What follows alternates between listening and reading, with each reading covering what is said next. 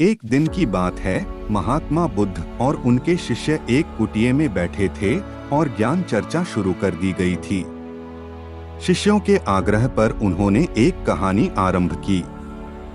समीर नाम का एक जल्लाद मगध राज महल के पीछे बने कस्बे में रहता था। वह मगध साम्राज्य का प्रमुख जल्लाद था। उसका सारा जीवन दोषियों को फांसी देने में बीत गया।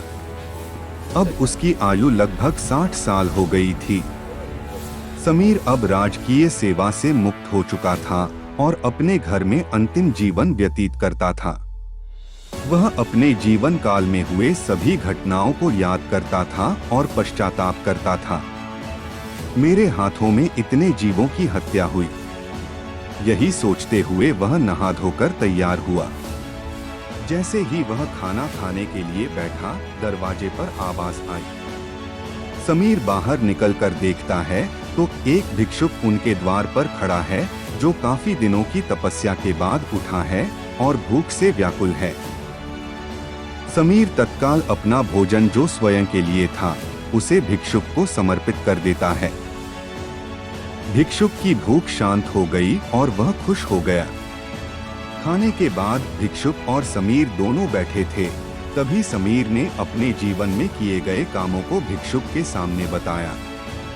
समीर ने बताया कि वह राजनैतिक सेवा के दौरान अनेकों कैदियों या अपराधियों को मृत्युदंड दिया, जिससे मुझे अपने ऊपर अपराध का भाव होता है और मैं सदैव गलती के भाव में रहता हूँ। भिक्षुक बड़े ही शांत चित्त से समीर की बातें सुन रहे थे और रहकर मुस्कुरा रहे थे।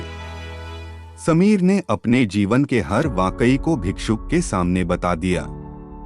समीर की सभी बातें खत्म होने के बाद भिक्षुक ने उसे दोनों हाथों से उठाया और दिल से लगा लिया। बोला, वत्स, तूने ये सब खुद से किया या फिर किसी के आदेश पर? समीर ने बताया कि इन सब घटनाओं के बाद उन्होंने राजा के आदेश पर ही मृत्युदंड दिया। वत्स, फिर तुम दोषी कैसे हो गए? तो तुमने तो अपने स्वामी के आदेशों का पालन किया है। ऐसा कहते हुए भिक्षुक ने समीर को धम्म के उपदेश सुनाए। उपदेश पूर्ण कर भिक्षुक वापस लौट गए। समीर जैसे ही भिक्षुक को विदा कर वापस आता है, उसकी मौत हो जाती है। उसके बाद उसे मोक्ष की प्राप्ति होती है। कहानी खत्म होते ही महात्मा बुद्ध शांत हो गए। महात्मा बुद्ध के शिष्य इस पूरी घटना को ध्यान से सुन रहे थे। उन्होंने महात्मा बुद्ध से पूछा कि जिसने जीवन भर अनेकों हत्याओं की हैं, वह मोक्ष कैसे प्राप्त कर सकता है? महात्मा बुद्ध मुस्कुराए और अपने शिष्यों को समझाया कि जो जीवन में पहली बार ज्ञान की प्राप्ति करता है, उसे मोक्ष की प्राप्ति होती है। अंत के वक्त जब ज्ञान के शब्द उसके कानों में गूंजते हैं, तब वह मोक्ष की प्राप्ति कर लेता है।